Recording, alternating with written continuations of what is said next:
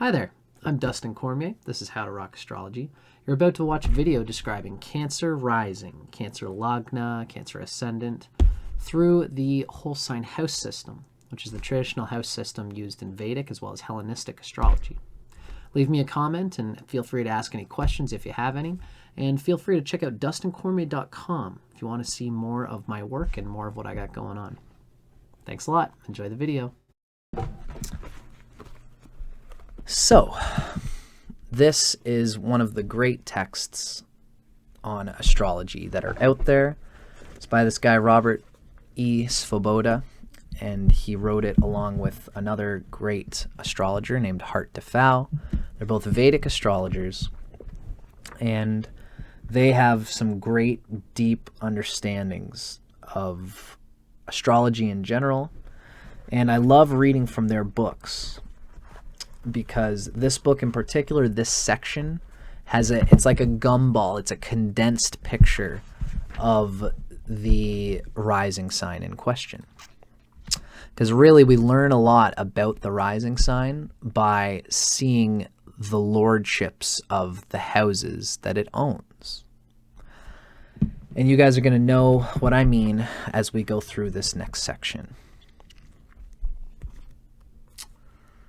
So we are talking about Cancer rising from Light on Life. What we read is, like its symbol, the crab, whose hard carapace covers a soft underbelly. A Cancerian's formidable intellect sits atop a pool of emotions.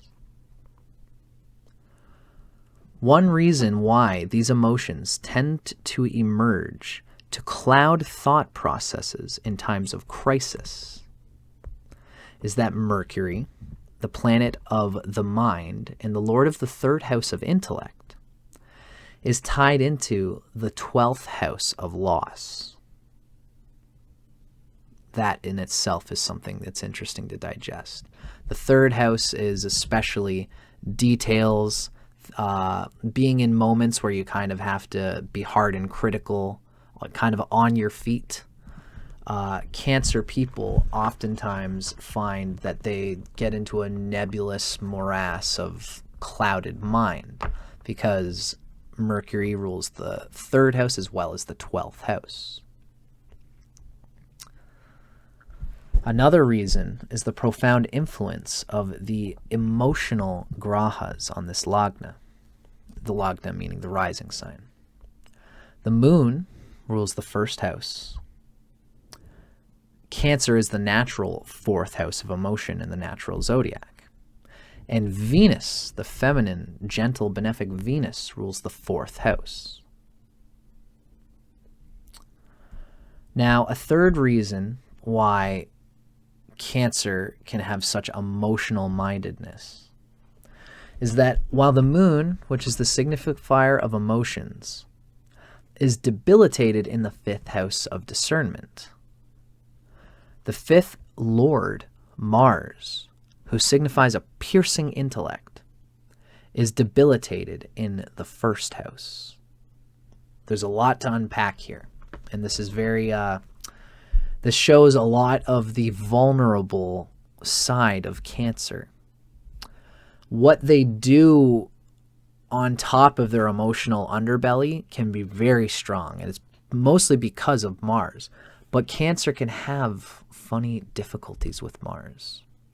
Now, you've heard me often say that the rising sign is the essential nature of the person. It's the body. It's the suit that you're moving through. And if a planet is debilitated in your sign, or however a planet would be if it was placed in that rising sign, shows how that planet relates to the rising sign. And it also shows how the rising sign relates to that planet. So one of the funky things about Jupiter for Cancer, as we're going to discuss, is while Jupiter has reasons why we could see it being a tough placement, because Jupiter's Mula Tricona, Sagittarius, owns the 6th house. We're going to talk about that as we go along. The 6th house is a very strong energy for Cancer. It's tied in with the 9th house, thankfully, of Pisces. Jupiter rules Sagittarius, the 6th house, and Pisces, the 9th house. Plus, Jupiter is exalted in the rising sign. It's one of the reasons why Cancer can be so good at sticking to the luck represented by the 9th house. Now, Mars is another interesting one, and Mars is debilitated in the rising sign, which means that Cancer often has stomach things and emotional things that will obstruct it from doing what Mars does, which is thinking objectively, rationally, mechanically, logically, objectively, in moments where there's a lot of chaotic crisis energy going on.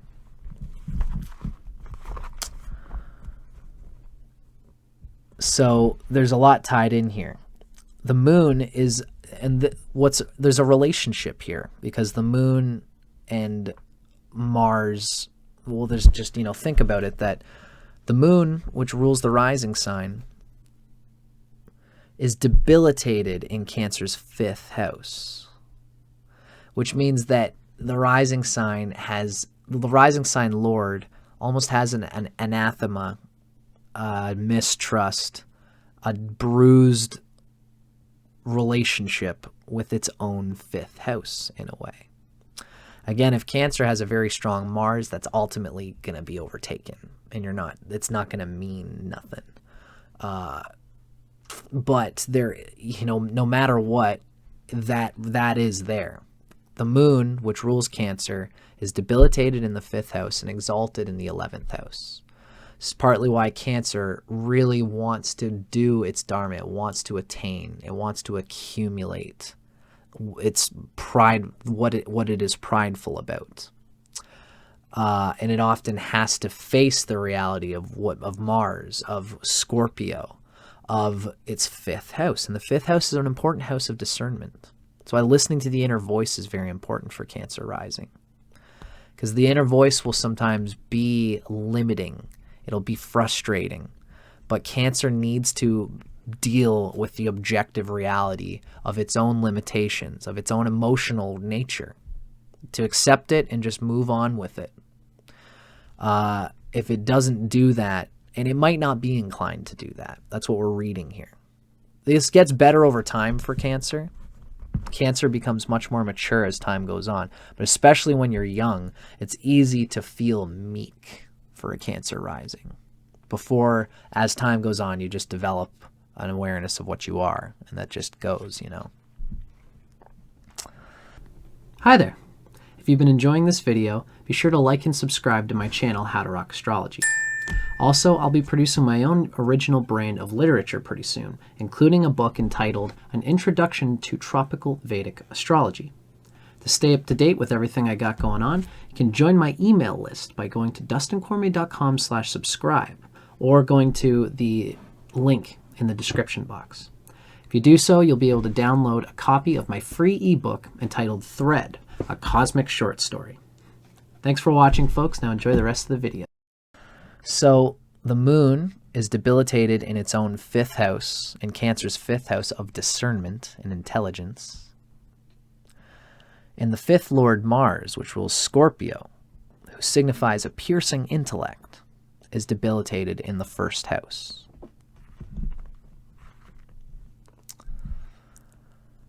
Now, we're going to read about the positives that Cancer has as well, but it's important for, I'm sorry, Cancer, I'm Leo rising, and I'm Venus in Virgo. I like to give the tough stuff so that you can deal with it objectively, and I know that can be tough for Cancer. But if you do it here with me through the magic of self-knowledge of astrology, it's better for us to do it in the safety of a podcast than for you to go out and face it in the world and not realize it and have to learn the hard way. That's why we're here, folks. So, and I thank you, everybody. I got a few people who are enjoying the video here, and I appreciate you guys watching with me. Now, the reciprocal debilitation of the 1st and 5th lords, which makes it doubly difficult for the discriminating 5th house intellect to prevail over the emotions for Cancer. It also often creates a lack of or a disappointment with children, including even the loss of a child. This is very brassy. Sometimes these guys, being Vedic minded, can get it down to some very brass, predictive statements. Sometimes I think they go a little overboard, but I always read it because it's interesting to think about. The 5th house does resonate with children. And it's interesting, really, that a Cancer person would have to deal with some karma related to children. The 5th house, of course, it resonates with Leo, and Jupiter is one of the karakas of the 5th house, and Jupiter also relates with children. So what we can see here is that Jupiter is so good for Cancer that it can save all things related to children, especially if Jupiter is well placed. What will usually happen is that for Cancer, there might be emotional things that the Cancer can't hide and can't be fake about, and the children feel it, and it's confusing for the children. But Cancer is, if it knows what side its bread is buttered on, it will lean into Jupiter, and it will do a lot for the children. It will serve the children, and it will set up a life so that the children can help themselves to do what they do, despite possibly having a rather worrisome parent in the Cancer rising. That there's no, again, this is a karma that you might experience that you might not be able to get away from. You have lots of emotional worry that comes out as ultimately love for your loved ones.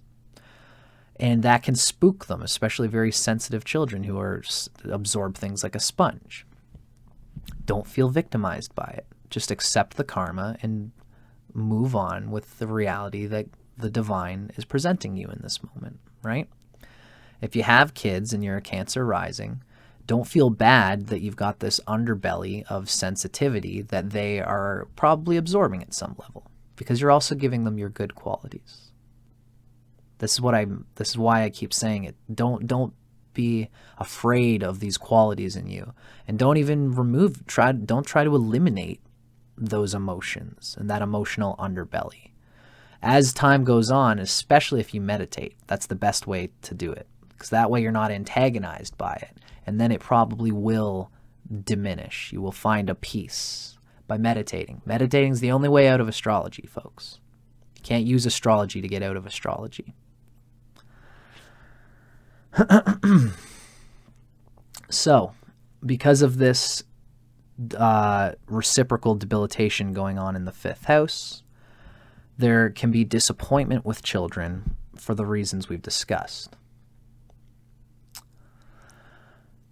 Now, the friendship of the moon with Mars, this helps the situation, because again, the rising sign is ruled by the moon, and it's going to be easier when a planet is a friend to the planet that rules the rising sign.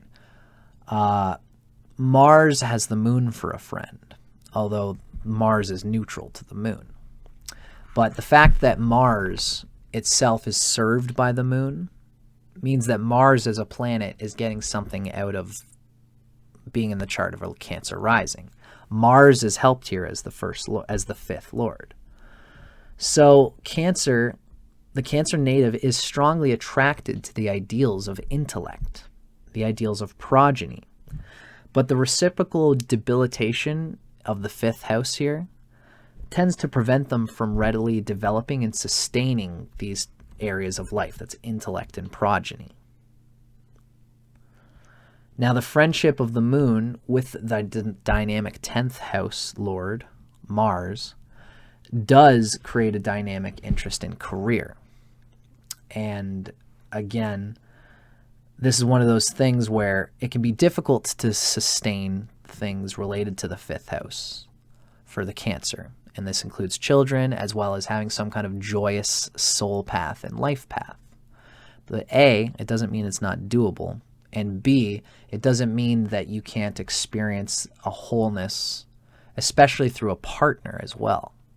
The partner that you have can help merge your experience with progeny and intellect in this way to help deal with the aspects that are given there. Again, you don't want to lean on your partner to fix you, but the partner you take on has extra energy that can help with the situation. And even if you're a single person who isn't abiding by that reality, all the people in your life are at your disposal to help you move through your energy field, ladies and gentlemen. Now, the moon is exalted, and it's the Lagna Lord. The moon is exalted in the 11th house of Taurus. This makes friends and associates important to the Cancer rising, though those friendships may be as varied and as fluctuating as the moon.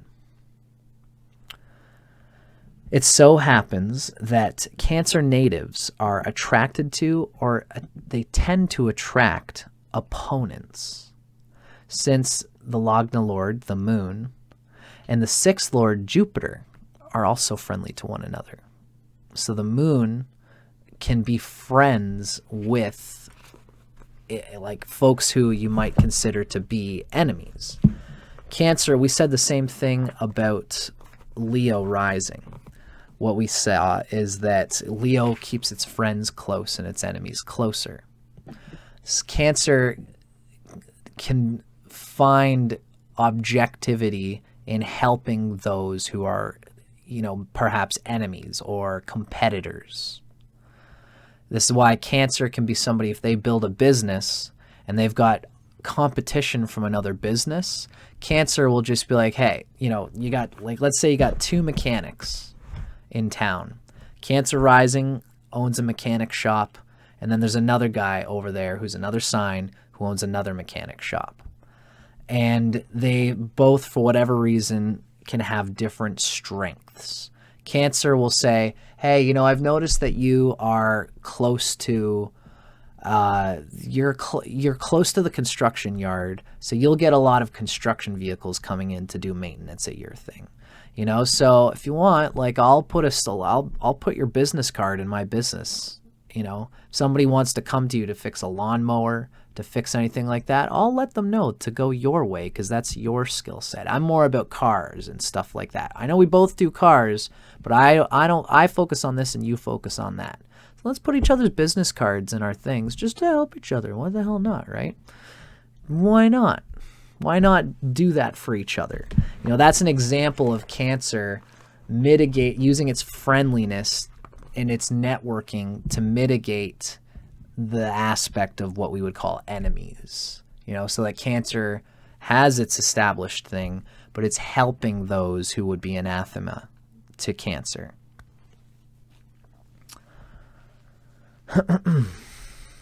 Somebody's asking to suggest a remedy to get an overseas job. Saptarishi, my friend, that's a very specific thing. And, remedies, there's a whole world of astrological remedies that you could explore.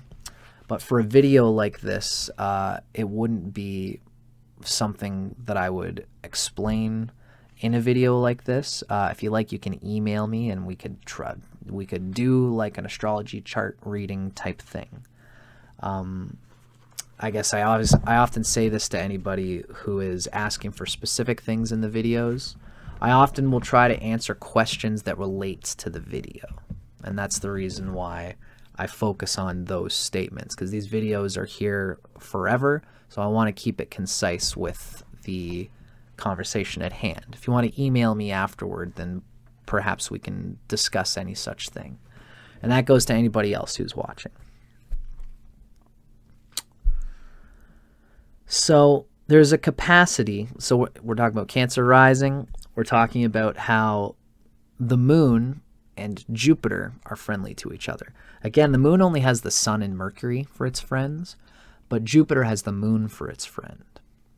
The way Cancer is, the friendly nature of the moon, the adaptive nature of the moon is friendly to Jupiter, who is the 6th and 9th Lord. So there's usually a capacity both to benefit through enemies and as well as to have one's luck obstructed by enemies. Depends on how the meanings of the 6th house, the enemy of the house of enemies, and the 9th house, the house of luck and gain, combine. For every person, for every Cancer, those combining together are going to combine in different ways.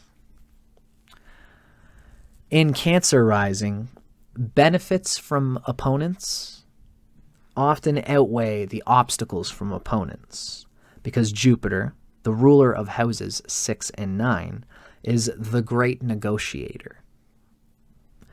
Jupiter's dual rulership of a Dastana and a Kona also cause Cancer natives to be attracted to religion and frequently to find obstructions to their progress in that direction.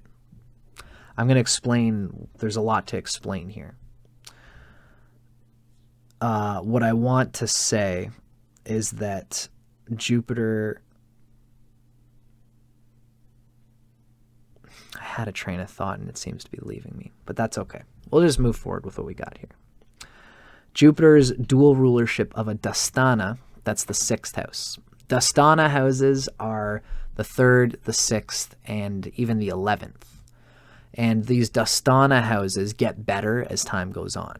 That's what that word essentially means, is that it gets progressively better. Especially the 3rd house, but the 6th house will get better as time goes on. So Jupiter rules a Dastana and a Kona. And this causes Cancer natives to both be attracted to religion and to find obstructions to their progress in that direction. That is to say that, because the Kona, meaning the 9th house, Jupiter is the 9th lord for a Cancer rising, and Jupiter also relates to religion. But Jupiter, relating to religion, rules the lucky 9th house as well as the difficult 6th house, which means Cancer will have run-ins with experiences of being burned by religion, of experiencing the negative side of it, whatever that means for them. Of course, if Jupiter is ultimately well-placed, even though it rules the 6th house, you'll ultimately get the luck of the 9th house through religion. And Cancers can be very, they deeply experience the nature of religion, typically. They feel it coming from within inside themselves. They feel it coming through other people.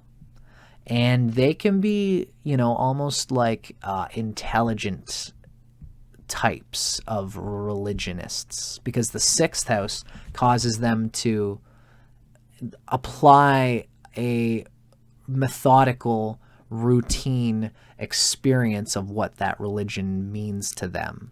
And by experiencing it in this way, or the opposite, where they're routinely trying to be skeptical towards the idea of religion.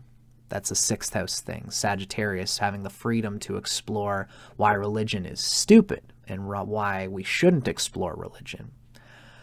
By doing so, Cancer is still gaining data. And if they experience through their open-hearted inquiry into religion that they'll ultimately probably find out where religion is truly at, which is that it does good for some people and bad for some people. It all depends on the person wielding it. After that, after a long time, the superconscious intuition of the Cancer person usually says, okay, so what does religion mean to me? And that's when they fall into a good space with it, because that is the only way to understand what religion truly means, is what it means to you. And once you start tapping into that, Cancer will probably abide by the benefits of Jupiter and what it represents as the religion planet. So it gets better over time. That's part of the 6th house thing, is that things get better over time. Jupiter ruling the 6th house and the 9th house. The 9th house things, religion, believing in there's some law and order in the universe, the goodness of the superconscious. These things tend to get easier for Cancer to digest, to understand, to wield, to explore, and to not be too close-minded about on any side. Now, Susie has asked, do you see Cancer rising natives changing religious, spiritual practices? So I wonder if you mean like if they go through lots of different spiritual practices.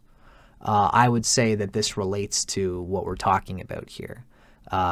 Cancer rising likes to feel it out themselves, the different religions, what they mean to the Cancer person.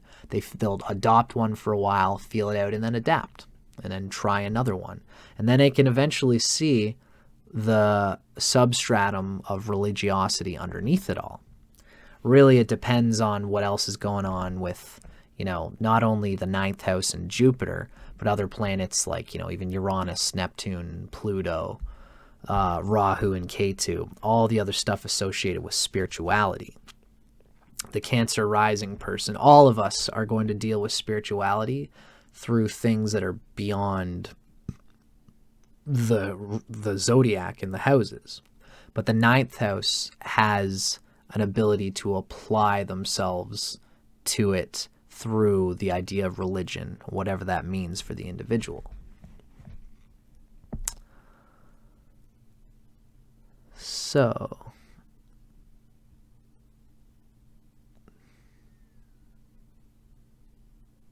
just checking out for any other questions here. Okay, good. So,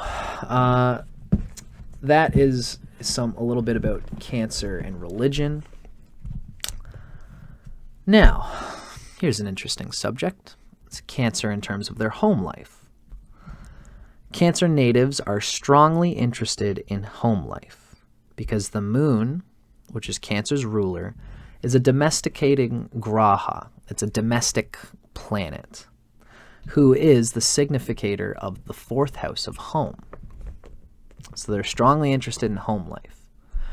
And as well, Venus, which is the planet of pleasure and enjoyment, rules the fourth house. Now, as well, the sun rules the second house of family. And this is partly where family, friends, having a community is a huge dimension of the Cancer rising experience.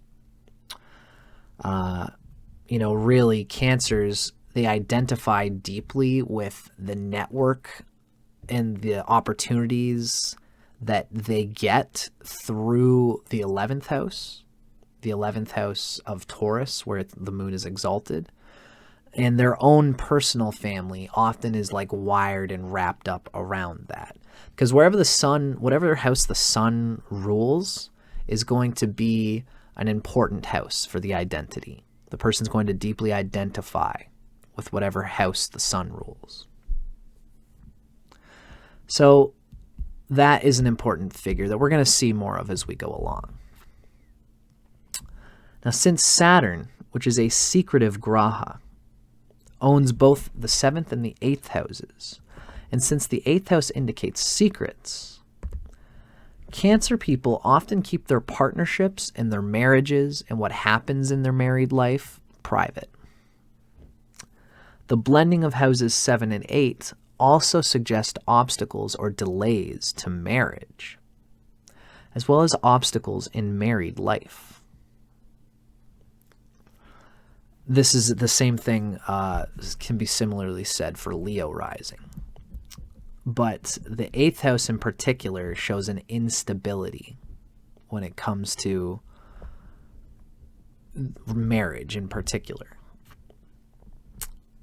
There may be some tragedy associated with death, like chronic disease or an unnatural death, because both Saturn and the 8th house suggest tragedy, and because the 7th is a Maraka house, which is ruled by Saturn.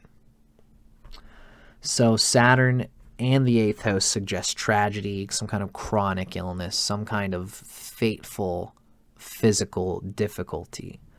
And wherever Saturn is going to be an important arbiter for how a person expunges the expected karmas from Saturn as the 7th and 8th lord,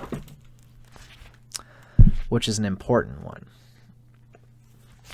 You know, whatever Saturn is going to be doing for the person, if you explore Saturn throughout your whole life, if you have an inclination to, if you are humble before the nature of reality, it will usually help to mitigate a lot of the damage that Saturn could bring to a Cancer rising. It can often have to do with your body. The 8th house has to do with longevity.